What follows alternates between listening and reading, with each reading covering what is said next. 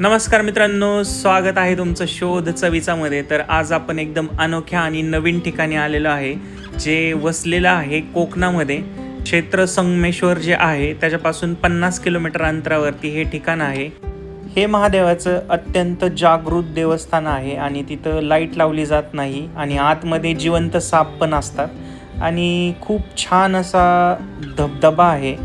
तर आपण या व्हिडिओमध्ये सगळं एक्सप्लोअर करणार आहेत. तुम्ही व्हिडिओ शेवटपर्यंत बघा आणि इथलं फूड एक नंबर आहे, एक नंबर. म्हणजे तुम्ही व्हिडिओ बघितलं तर तुम्हाला कळलंच, एकदम सात्विक जेवण आपण ज्याला म्हणतो.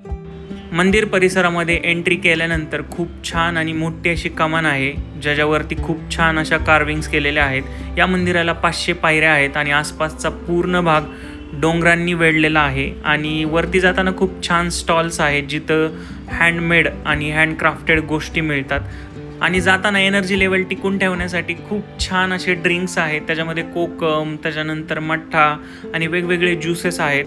तुम्हाला भरपूर कोकमचे पण स्टॉल्स दिसतील. तिथं 2 प्रकारचे कोकम असतात, एक भाजीसाठी वापरतात आणि एक जे ते नॉर्मली जनरली खाण्यासाठी वापरतात.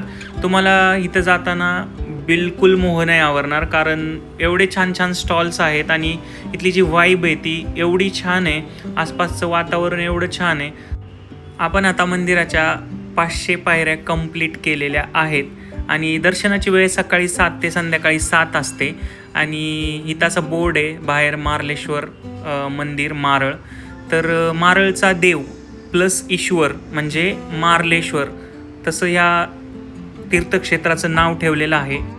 मंदिरामध्ये प्रवेश करण्याच्या आधी बाहेर गणपती बाप्पाचं मंदिर आहे, तिथून दर्शन घेऊन ह्या गुहेतून तुम्हाला आत जावं लागतं. तुम्ही गुहेमध्ये ज्यावेळेस प्रवेश करता तिथं आतमध्ये लाईटचा दिवा लावण्यास सक्त मनाई आहे. आणि ह्या गुहेमध्ये 2 शिवपिंडी आहेत, एक श्री मल्लिकार्जुन आणि दुसरी जी आहे ती मार्लेश्वर.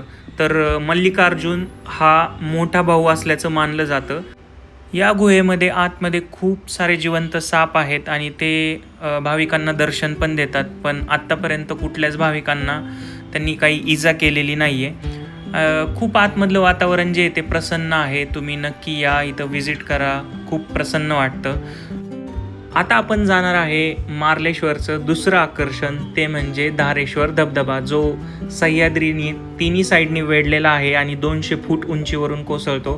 काही पायऱ्या उतरून खाली आल्यानंतर तुम्ही धबधब्याकडे जाऊ शकता.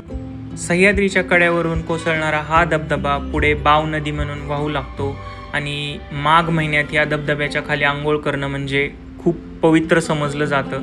आणि ज्यावेळेस पावसाळा असतो त्यावेळेस हा धबधब्याचं एकदम रौद्र रूप होतं.